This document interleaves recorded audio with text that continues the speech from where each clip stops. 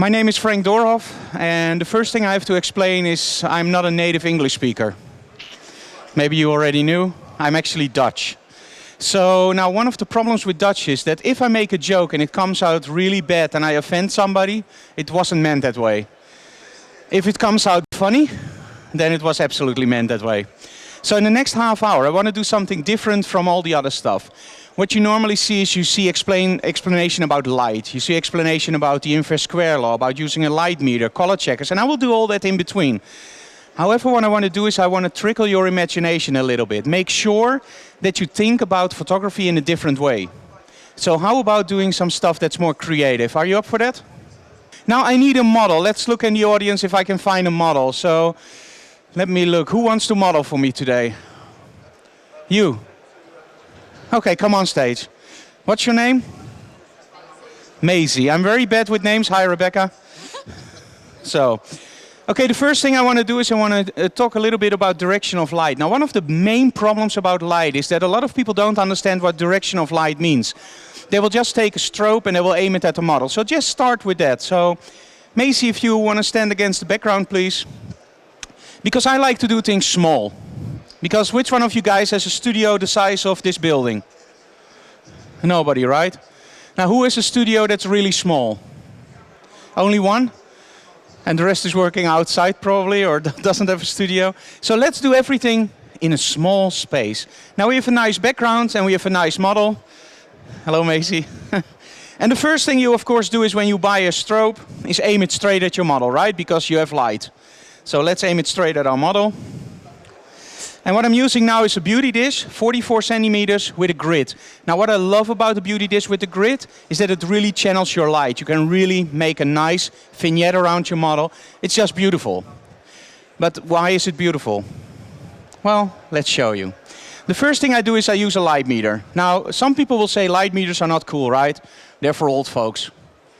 So which one of you guys is still using a light meter? Wow, amazing. That's cool. Now, the light meter actually is very cool because it speeds up your workflow considerably. The only thing you have to do is aim it towards the light source, under the chin of the model in my case. I will take a meter reading. Now, the first thing I have to do is turn this one off. Otherwise, I have 2 meters. Sorry, 2 light sources. F5.64, that means it's 4/10 of an f-stop above 5.6. I want to go to F8. 1, 2, 3, 4, 5, 6. Now one thing, if you're at home, don't start shouting at your strobes 1, 2, 3, 4, 5, 6 and expect them to go up. They won't. I had once a guy mailing me, he said, Frank, I tell my strobes to go up, 1, 2, 3, 4, they don't go up. I said, what brand? Some Chinese brand. I said, you have to count in Chinese. Actually, you read a remote control that's inside your light meter. Or the sky ports. So in my case, it's inside the light meter, because I'm a little bit more lazy about that stuff. So F8. So let's see how an image looks straight on the model, on F8. Now let's take the camera. And the funny thing about the light meter is you nail your exposure the first shot. So we are on F8. Okay, Maisie, can you look straight at me, please? Now normally you shoot portraits in the portrait mode, right? So I'm going to do that. That's this way. So if your camera standing straight up. Okay, there we go, Maisie. Very nice. And we have an image like this. It comes in now. And it's pretty awful, right? It's not really interesting. Now, let's change something, because a lot of people shoot portraits in the portrait mode. What I always say is if you want something really interesting, first change composition. Because composition is one of the most difficult things to do. I want to draw more attention to my model, but because I have my light so weird set up, I also want to draw the attention to what my light source can do. So that means I will zoom out, go to 70 instead of 200, do the same thing, and place her to the opposite of the composition. Now that ugly light already changes to something that's a little bit more interesting, right? Because now I have something that's a little bit more vignetted and it draws more attention to the model. Now if I want my model to move, I can of course tell my model to go. Which way should she go? Just shout it out. Left. Is that right? Is left right?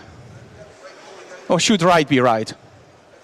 Well, there we have one of the biggest problems in coaching your model. And one of the biggest problems in coaching your model is that she doesn't know what right or left is. So Macy, can you please move left? No. No, just stop. I'm already done. Now, do you have notepads? Because this is one of the best tips you will ever get, but you have to keep up with me to write it down, because otherwise you will forget. So take out your notepads or iPads or whatever. Because when I tell my model to go left, she actually has to go right, right? Because my left is her right and her right is her left, right? So when I say go left, she actually goes right because her right is my left, and she thinks that my left is actually her right, so she will actually go right, right? So when I have a very smart model, she knows that her left is my right. She will actually go right because she thinks my left is her right. Now if I'm a smart photographer, I know her left is my right, and she will do it the other way around, so everything goes wrong, right? So what I will do to my model to coach her is very simple. Macy, I said too much left, right, she crashed. She's running Windows, so sorry. Macy, can you turn that way? Can you turn that way? Can you move that way? Move that way. Chin up, chin down, chin up, chin down, chin up, chin down, chin down. And she will do whatever I want. I can do all the stuff I want just by pointing with my fingers. And that's very cool because I can do the same thing with my lens. If I'm shooting, okay, chin down, move that way, move that way. Tilt your body that way. Tilt your body that way. This is cool because now even if the music is blaring, if she knows how to move, it works. But now when you look at the light source, is that interesting? No. Let's change it. You know what I really like? A really dark background with one strobe on the back to give that little bit of a halo effect. You like that? Okay, so I want that effect. So Alex, do I have another strobe? No, right? I only have one strobe. What? Oh, they're on cuts, he says, so I can only use one strobe because the electricity bill went up way too much. So I have to do it with one strobe. Okay, thank you very much, Alec. Okay, well, let's try it. Now, one of the things that's really important in photography is knowing how to feather your light. Do you know what feathering light means? It means using the sides of the light, because the sides of the lights are actually always very soft. So what I can do is I place my light really close to my background, and to my subject, in this case Macy. I will turn the light, aim it a little bit down. Now, it depends on how much dark in the background I want. Do we want the background to be really dark or a little bit less dark? Dark, right? Okay, let's do it a little bit more low-key. I turn it a little bit away from the background, and I have to remeter because the light actually is much closer to my model. So there we go. And anybody who says you don't need the light meter, let them try to set up this quick. 11.9. 1, 2, 3, 4, 5, 6, 7, 8, 9, F11. So that's done. Let's take out the camera. F11. Okay, Macy, can you look into the light source, please? There we go, and now we have our model is lit, and we have a strobe on the background without using a strobe.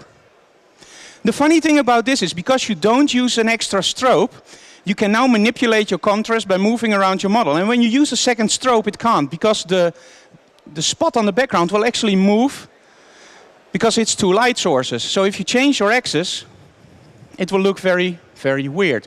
Now I can control my contrast. If I move from here, Macy, can you look straight into the light source?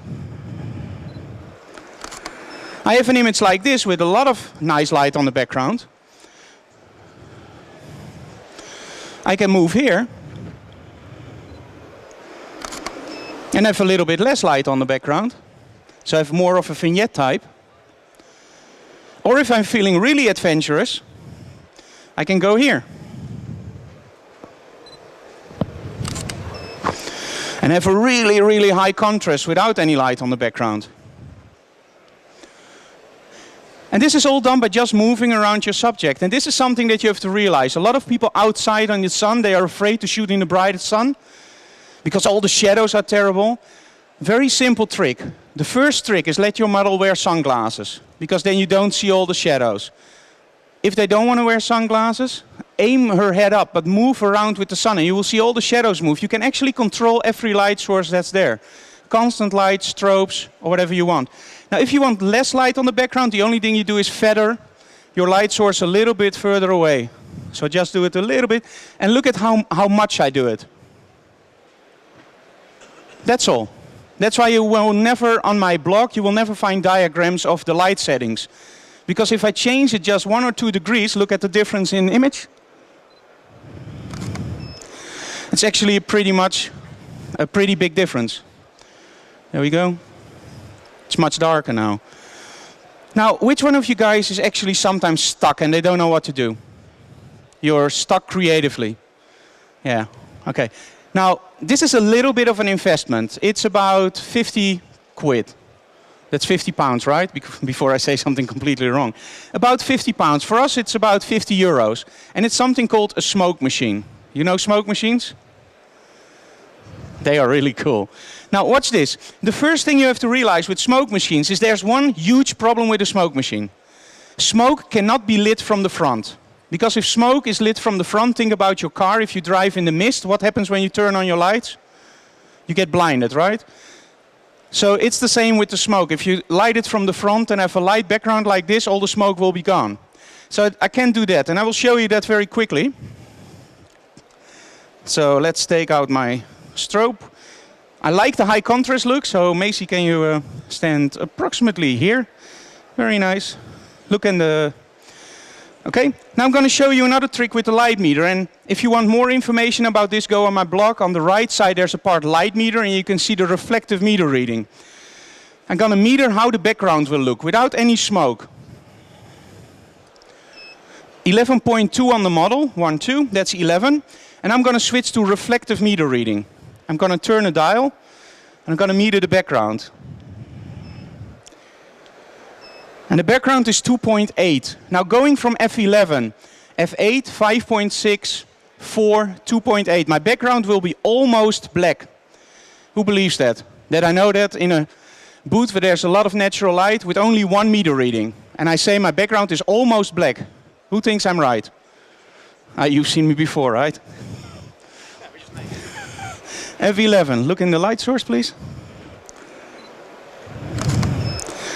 Now this is the power of a light meter. There we go. Boom. And I can do the same thing for white. Just to give you the numbers, with reflective, 4.5 down is black, 2.5 up is pure white. So actually for a white background, and we do this afternoon, I will use 3 stops to make sure that it's actually white. And for black, it's 4.5 stops down. So this is enough. Now Alex, can we use the smoke machine? Yeah? Okay. Now first I'm going to show you when it doesn't work. So with front lighting it. Yeah? Ooh. Stop, stop, stop. There we go. So as you can see, our beautiful smoke machine. Oh, we call this the black image. There we go. The beautiful smoke machine. And what do you see? No smoke. That's terrible. So what do we have to do? Now my motto is always, if you think you need 2 lights, use 1. If you think you need 3 lights, use 1.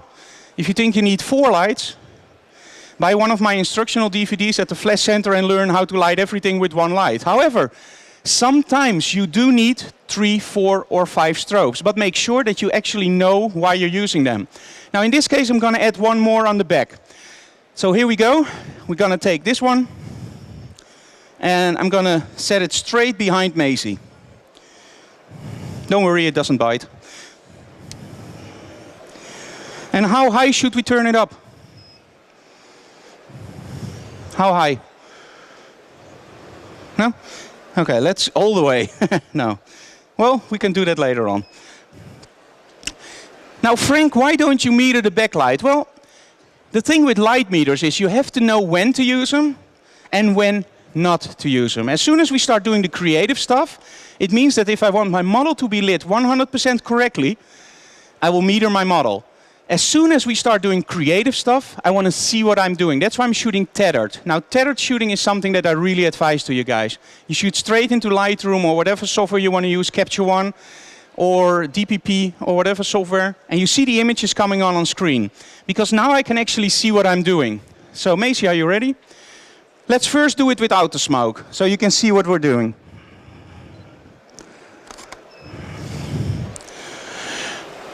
Now the image you will now see coming in is not actually that bad, but it's a little bit like somebody who just bought his lighting kit and he doesn't have accent lights for 2 sides, and he places it behind the model to give a little bit of a rim effect. And well, it's okay. But now let's start adding the smoke.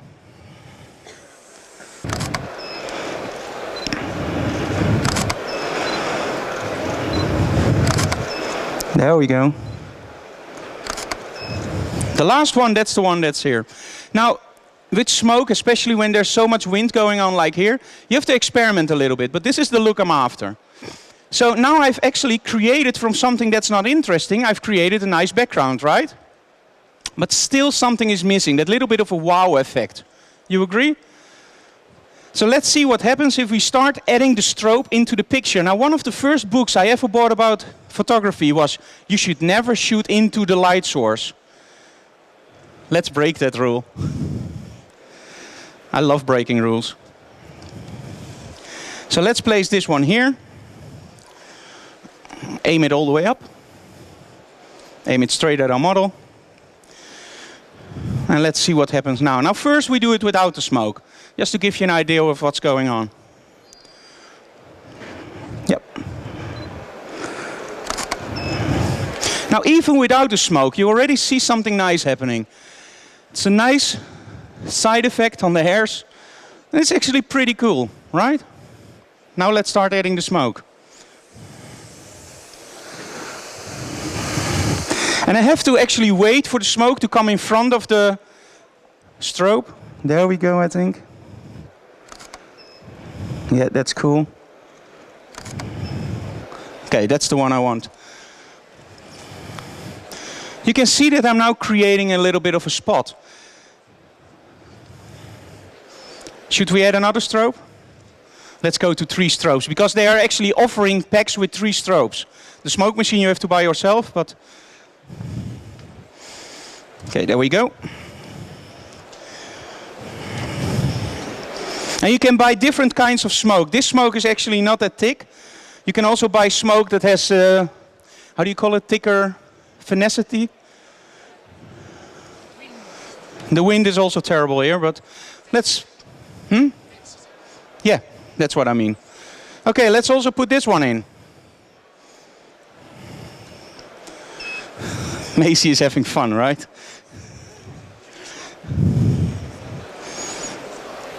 Okay, Macy, are you ready? Okay, Alex, can I have a little bit of smoke? We have to wait until it's in front of the strobes. There we go.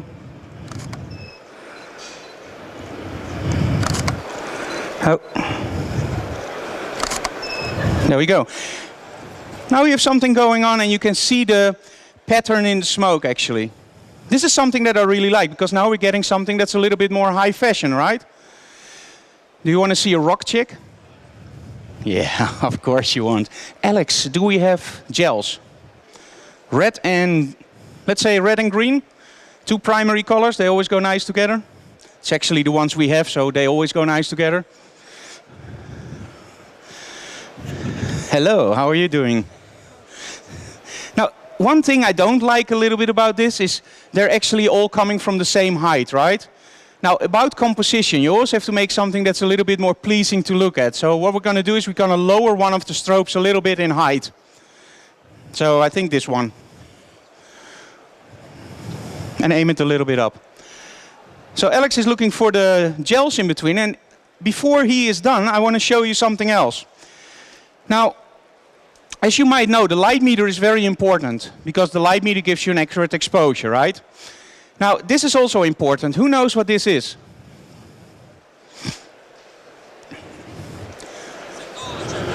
No, it's the new MacBook Pro. Now, ladies, please don't confuse this with a makeup box. Because actually you were 100% right. This is the color checker passport from X-Rite. Now, why is this so important? Now, when you do a photo shoot, did you ever find out that your colors vary a little bit when you're outside or you're inside or you're shooting on the fluorescence and it drives you nuts? Yeah. So you use a white balance card or an expo disc to make sure that the colors are correct, right? Or you just press somewhere and you go like, who knows?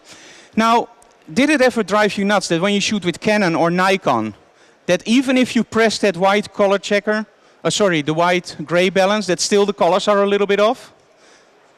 If you use something like this, the difference between your Canon, Nikons, your 7D or your 5D Mark III or your Sony or your medium format camera will get closer and closer together. Well, because what this actually does is the same thing as it does when you calibrate your monitor with a color monkey. It will make sure that red is as red as possible, green is as green as possible, and build a profile. You do it in Lightroom in maybe 2 or 3 seconds. You just give it a name and it runs for about a minute and you have a profile. Now, one thing is very important. You have to light it very, very flat. So don't light it under high contrast lighting. But Frank, you now have high contrast lighting, I know. So what I'm going to do is I'm going to change my position, like we talked before, controlling your contrast, right? So I'm going to stand here. Maisie, can you hold it in front of your head? In front of your face, sorry. And Alex, can you please turn off the strobes very quickly? Why do you think I let them turn off the strobes now? Because they're gelled, correct. Okay, and Maisie, we have one little problem with the software at the moment. X-Rite is working on it. But to make the auto detection, because it's a little bit buggy now, you have to look very funny. Otherwise, it won't detect the card. So do something funny. Yeah, I have to do that again. Sorry. Yeah, I think the software will now detect it. Now, between you guys and me, I will soon release a book called The Funny Faces of the Color Checker. Okay, so now we turn on the strobes again. And let's first see what happens when we don't use smoke. Are you keeping up? Yeah. Okay, there we go. Now this is actually okay. Oh, by the way, I used the new Sony LV99, and one of the main advantages I have, I see the pictures coming in as soon as I press the shutter, because I have my EVF set on Show Preview. So I see the images coming in a little bit sooner than you guys. I love this. I love the way the rim light for the green is. The red I'm a little bit insecure about, but we'll see what happens when we start adding the smoke. So Alex. We have to wait until it's in front of the strobes. There we go. That's nice.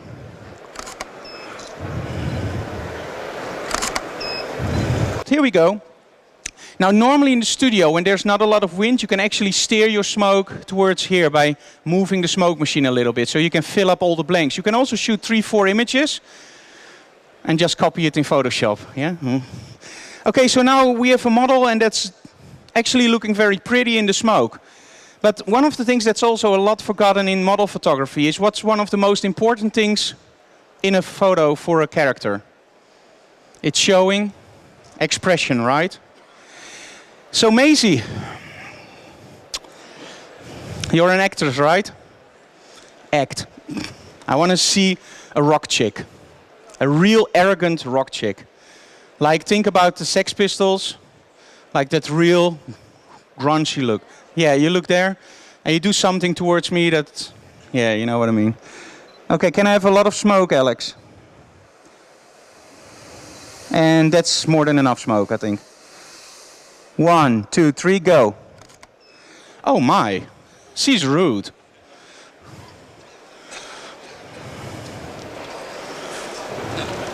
No, Maisie. You can't do stuff like that. Okay, do it again.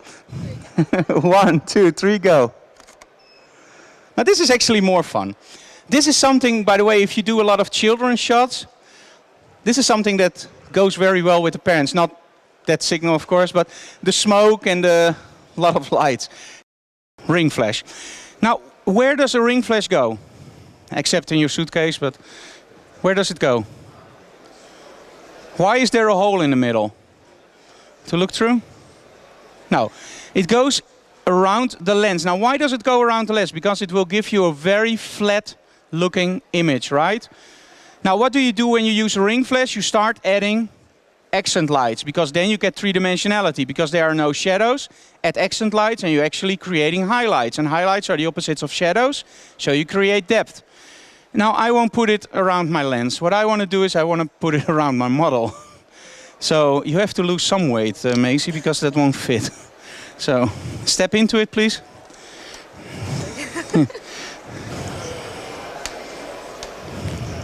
Should we put it on full power?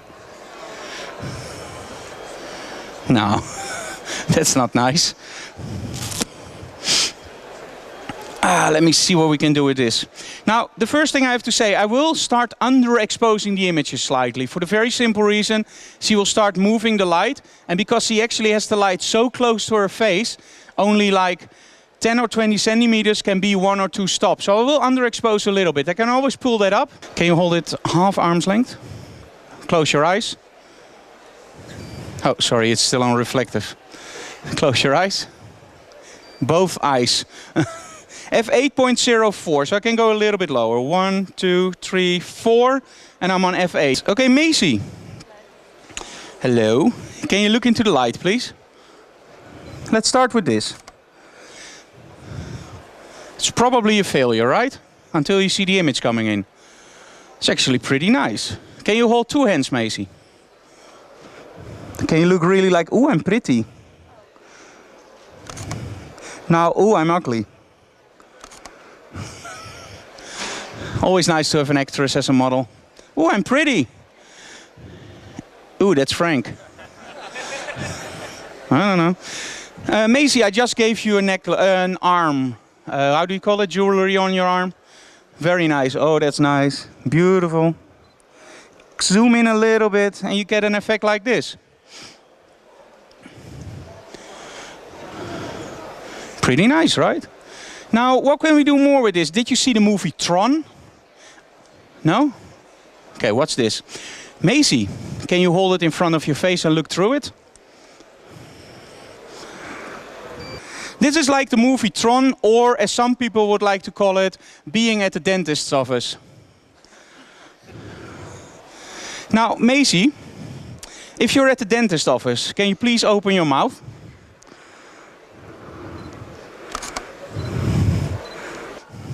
Now, when you start playing with stuff like this, creativity will come by itself. Because now when you look at this, it's like, okay, maybe she has big rings on. Maybe you can do a little bit like this with the jewelry. Shout, and 1, 2, 3, go. Maybe a little bit more to the back. 1, 2, 3, go. And you can do whatever you want. You can use a very wide angle lens. She has now the strobe a little bit too close to her face, but we can pull that down. On the website, by the way, you can see some images we took before with a 12mm lens. Okay, so now we have a background, right? Do you like the background? It's a pretty background. Alex, what do you have in your hand? It's an Elinchrom, and what does it do? It cuts things. What? Whatever I feel like. What do you feel like cutting? That one? Why? Okay, go. What would you like? In the middle somewhere. Just a little bit. Oh, okay. Macy, can you hold the ring flash? The ring flash? Yes, I can. It's late. Now what should we do with that little hole? Where are you going? Where are you going? Models should be in front of the background. Now I think Macy wants you all to call her out. Macy? I don't have any light on you, my dear, so you need to... Oh!